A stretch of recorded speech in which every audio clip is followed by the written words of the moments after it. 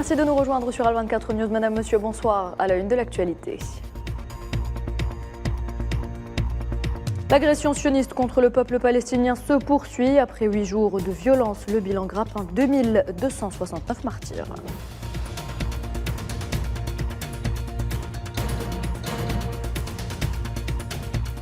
L'eau potable et d'autres produits essentiels pourraient manquer d'ici quelques jours. L'Union européenne annonce tripler son aide humanitaire à Gaza à 75 millions d'euros.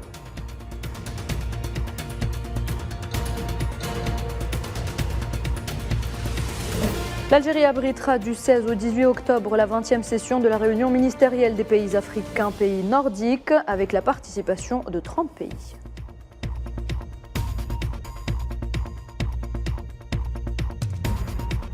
Ammar Benjama déconstruit le narratif biaisé du Maroc sur le Sahara occidental devant la 4e commission de la 78e session de l'Assemblée générale de l'ONU en charge des questions politiques spéciales et de la décolonisation.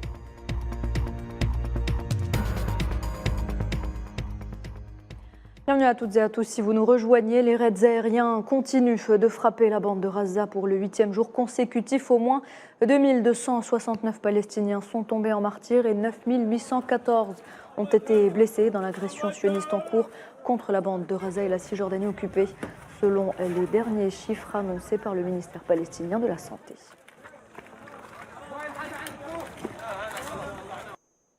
A noter qu'au moins 9 prisonniers du Hamas ont été tués par des bombardements sionistes sur les lieux où ils étaient détenus au cours des dernières 24 heures.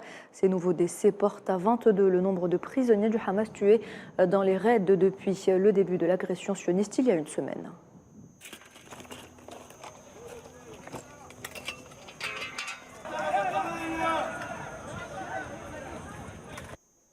Alors que les bombardements se poursuivent, les habitants de Khan Younes utilisent leurs mains pour fouiller dans les décombres de leurs maisons détruites par une frappe aérienne nocturne.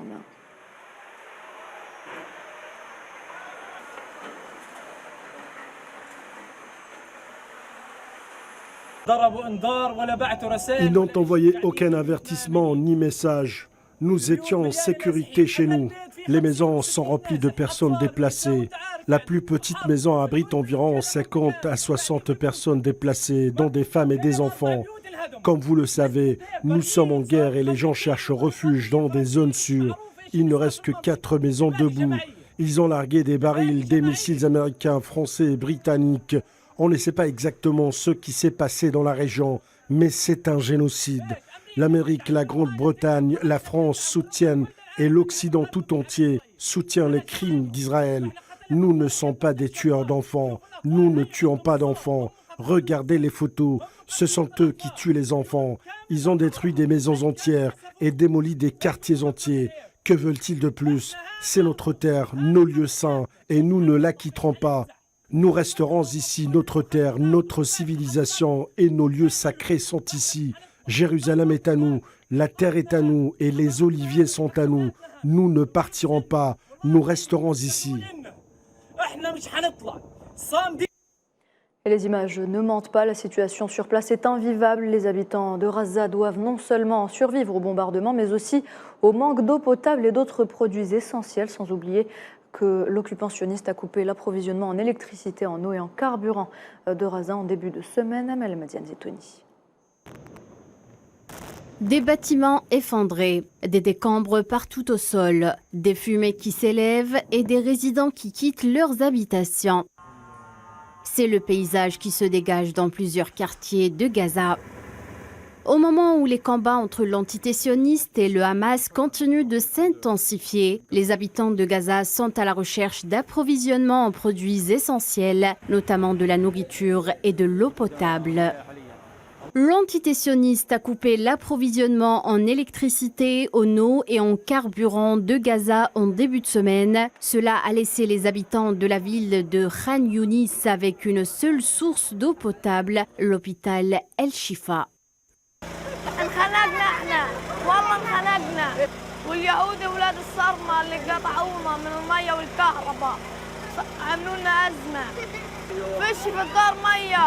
هاي الشفا بنروح نقعد غاد عشان المية والكهرباء والله فيش مي ولا كهرباء Le nombre de morts dans le conflit a dépassé les 3200 et continue de monter en flèche. Pendant ce temps, les habitants de Gaza craignent que sans un cessez-le-feu, de nouvelles pénuries de ressources soient imminentes. Mes fils conduisent mes 4 camions pour amener de l'eau aux citoyens, mais la situation est à court. Seulement 2 camions peuvent fonctionner et le diesel qu'ils contiennent va bientôt s'épuiser. À qui pouvons-nous nous plaindre? À Dieu. Il n'y a pas d'eau du tout et pas de gaz ni d'électricité pour faire fonctionner les pompes. Personne ne veut nous donner. Ils ont bombardé toute la place et tout est détruit ici. L'inquiétude des Gazaouis se confirme au moment où les files d'attente s'allongent devant les boulangeries. Comme vous pouvez le constater, les gens attendent, mais il n'y a ni farine, ni eau, ni huile. La situation est difficile. Nous attendons 1 heure ou 2 pour récupérer un sac de pain. Les boulangeries n'ont plus de farine. Nous ne savons pas si nous aurons du pain aujourd'hui ou même demain. Les Nations Unies ont déclaré vendredi que l'armée d'occupation sioniste avait ordonné à quelques 1,1 million de Palestiniens de Gaza de se déplacer vers le sud du territoire dans les prochaines 24 heures. Le porte-parole de l'ONU, Stéphane Dujarric, a déclaré dans un communiqué que l'ONU considérait qu'il était impossible qu'un tel événement ait lieu sans des conséquences humanitaires dévastatrices. Et sachez que l'Union européenne annonce ce soir tripler son aide humanitaire à Gaza à 75 millions d'euros.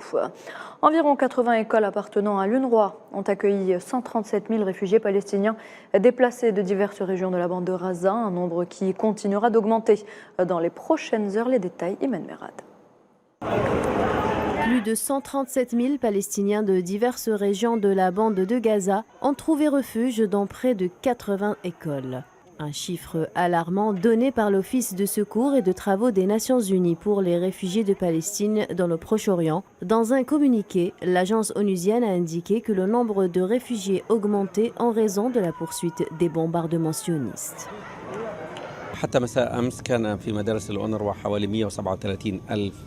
Vendredi soir, environ 80 écoles appartenant à l'UNRWA avaient accueilli 137 000 réfugiés palestiniens déplacés et ce nombre continuera d'augmenter dans les prochaines heures. Et nous nous attendons à ce que plus de 200 000 Palestiniens se réfugient dans ces écoles. Ils viennent chercher une meilleure sécurité dans ces endroits qui offrent un lieu de vie, de la nourriture, de l'eau, de l'électricité et des soins de santé, ainsi qu'un soutien psychologique à ces réfugiés déplacés. Ils n'ont plus rien du tout. Les incessantes attaques aériennes sionistes ont également endommagé bon nombre de refuges de l'Office de secours et des travaux des Nations Unies pour les réfugiés de Palestine dans le Proche-Orient, des dommages qui ont contraint l'UNRWA à cesser ses services. Au total, 18 installations de l'UNRWA ont été endommagées dans diverses zones de la bande de Gaza.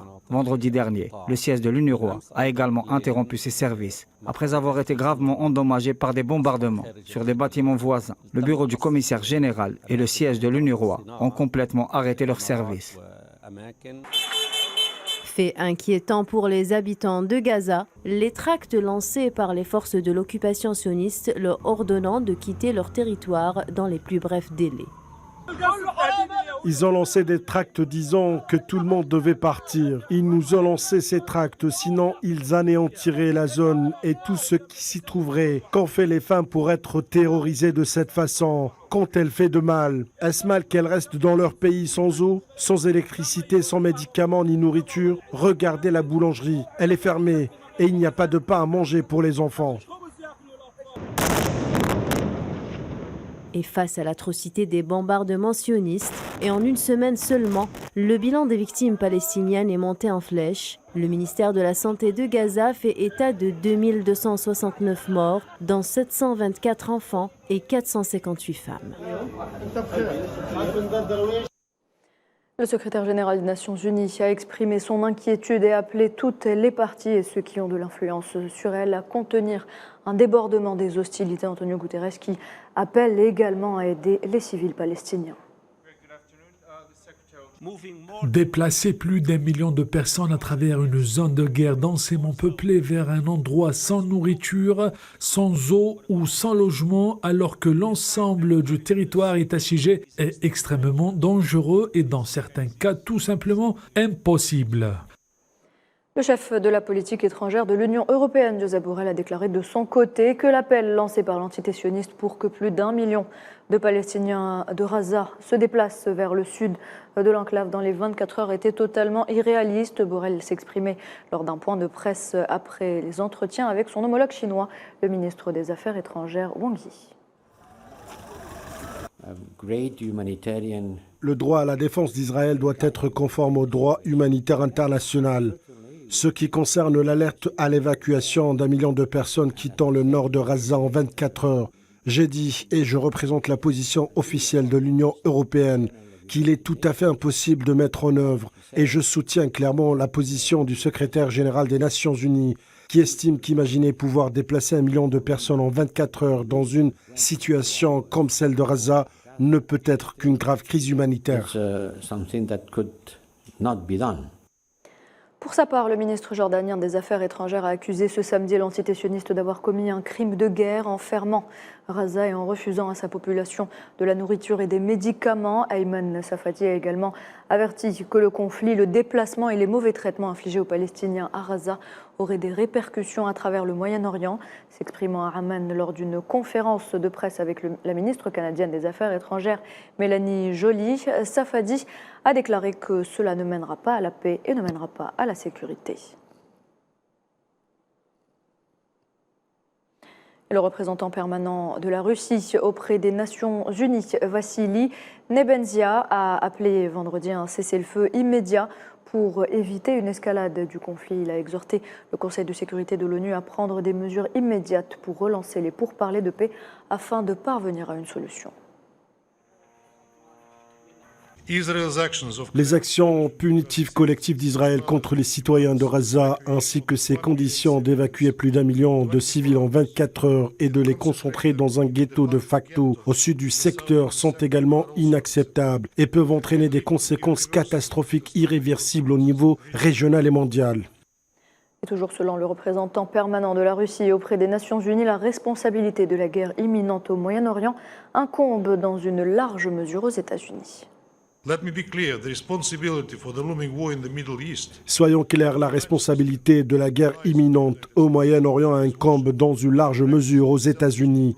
C'est Washington qui, de manière imprudente et égoïste, a bloqué le travail du quatuor de médiateurs internationaux pour le Moyen-Orient, dans le but de monopoliser le processus de paix et le limiter à imposer une paix économique avec Israël, les Palestiniens et d'autres pays arabes sans résoudre la question palestinienne. Nous avons constamment mis en garde contre cela. Et le monde s'exprime face au calvaire que subissent les Palestiniens. Des milliers de manifestants soutenant donc la cause palestinienne ont investi les rues des grandes villes mondiales pour dénoncer le génocide perpétré par l'armée de l'occupation sioniste.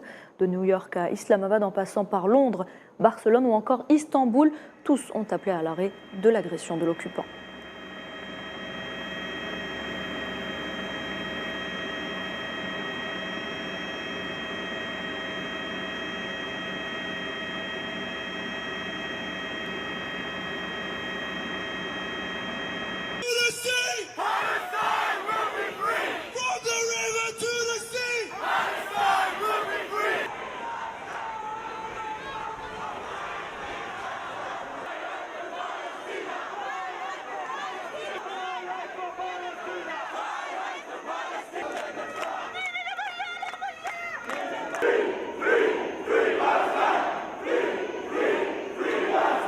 Opposition to the Russian attack on Pakistanis have taken to the streets of the We are here, Gaza. The protesters, including women and children, have been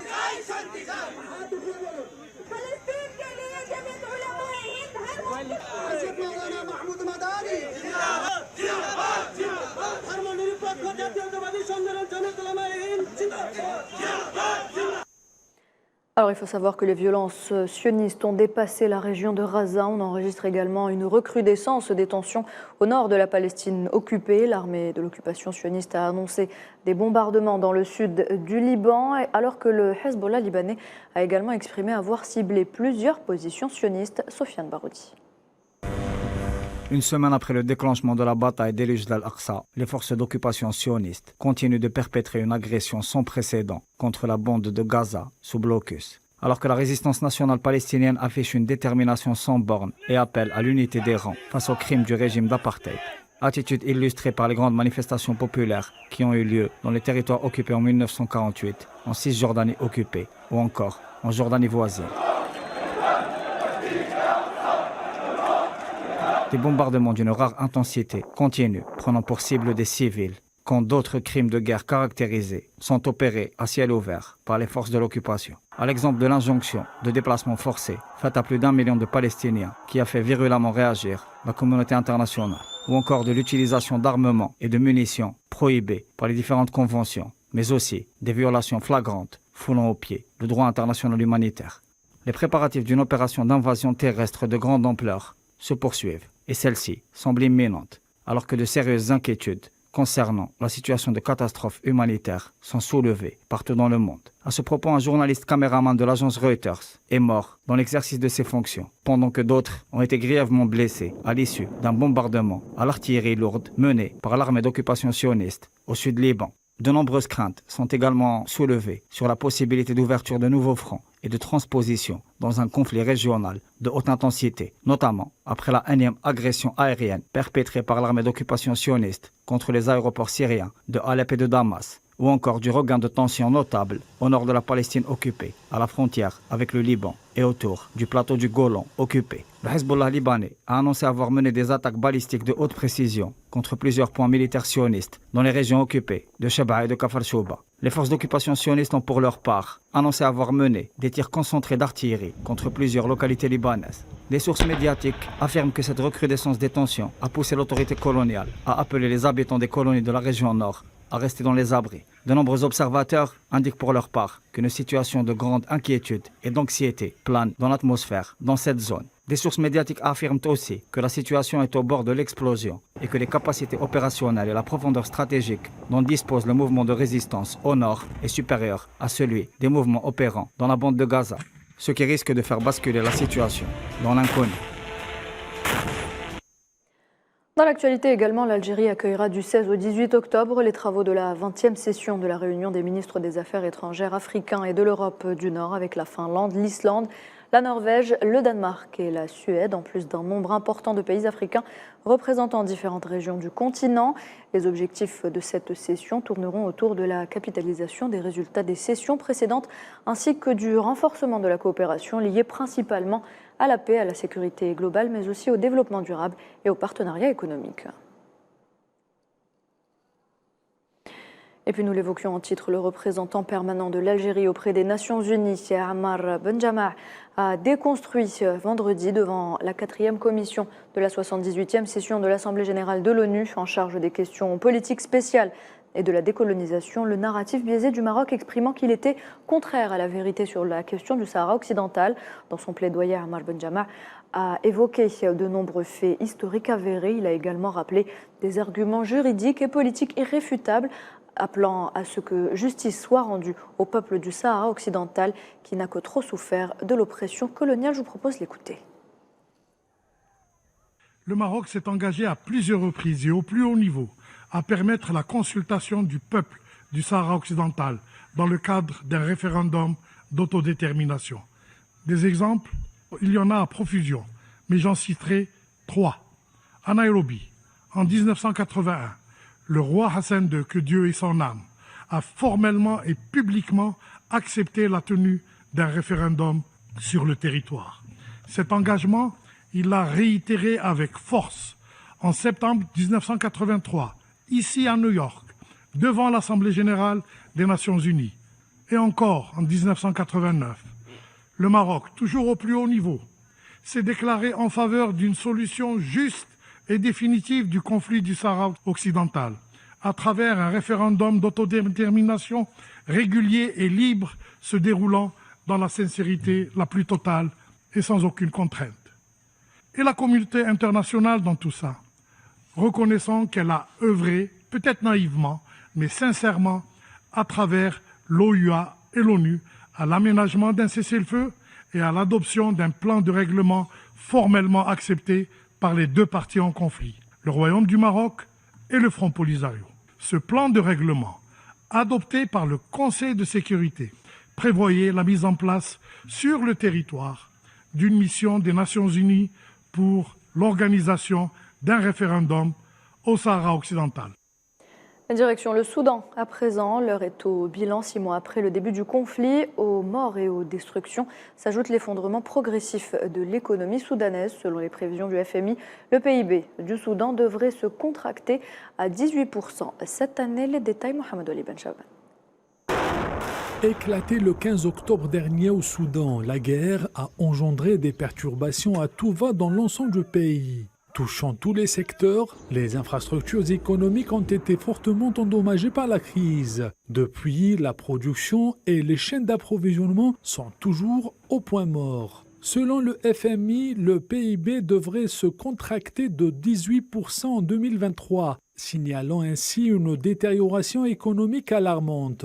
Même avant la guerre, l'inflation était déjà à 3 chiffres et continue d'augmenter de manière significative, entraînant une hausse des prix des produits de première nécessité, affectant la population la plus vulnérable. À cela s'ajoute l'effondrement du système bancaire. La monnaie locale a perdu la moitié de sa valeur. Pour de nombreux observateurs, l'impact du conflit pourrait être encore lent et la reconstruction du pays pourrait prendre des années. Les conséquences économiques de la guerre se sont également traduites par une augmentation du chômage et une pression accrue sur les ménages. Sur le moyen terme, la situation d'instabilité économique aura un impact négatif sur les pays voisins et l'Afrique du Nord plus généralement. La communauté internationale surveille de près l'évolution de la situation au Soudan et soutient les efforts visant à parvenir à une solution pacifique au conflit. La stabilisation de l'économie est cruciale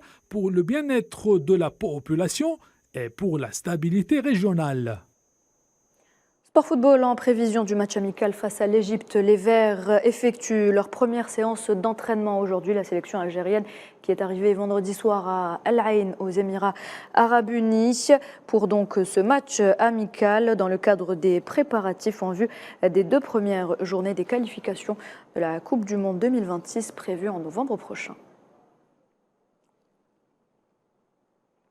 Les Verts qui ont hérité d'un groupe équilibré lors du tirage au sort de la CAN Total Energies Côte d'Ivoire 2023 effectué jeudi à Abidjan. Les coéquipiers de Riyad Mahrez, tête de la poule D, auront au menu le Burkina Faso, la Mauritanie et l'Angola. Salah Faisal.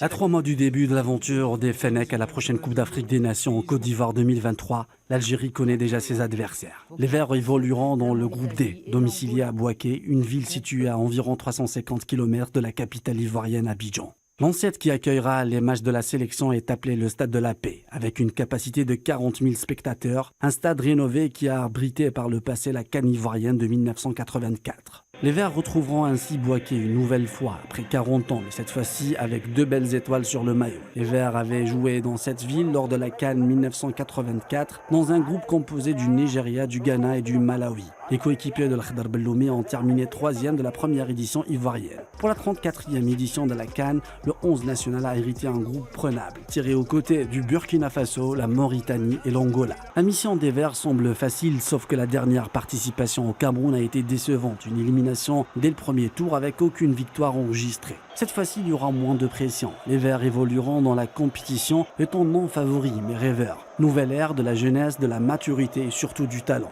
La sélection nationale, il ira à domicile à la cité de la CAN R1 et s'entraînera sur le terrain du lycée classique. Les Fennecs entameront la compétition face à l'Angola le 15 janvier, après 14 ans depuis la dernière confrontation entre les deux sélections, à la CAN de 2010. L'Algérie disputera son 2e match face à un adversaire habituel, le Burkina Faso, le 20 janvier. Ce match est qualifié étant le plus difficile. Belmadi connaît par cœur son adversaire qu'il a déjà affronté lors des éliminatoires du Mondial 2022. Le Burkina Faso a terminé 4e lors de la dernière CAN. Le 23 janvier 2024, l'Algérie affrontera le Morabitoun, la Mauritanie. Cette rencontre est un match piège. L'équipe mauritanienne est redoutable, dirigée par Amir Abdou, qui a qualifié la Mauritanie à la 3e CAN de son histoire. Cette formation participera pour créer la surprise. L'Algérie disputera sa 20e CAN. L'objectif est clair, d'aller le plus loin possible et pourquoi pas décrocher une 3e étoile en Côte d'Ivoire. Et c'est la fin de cette édition. Merci de l'avoir suivi. L'information continue sur L24 News. Très bonne soirée et à demain.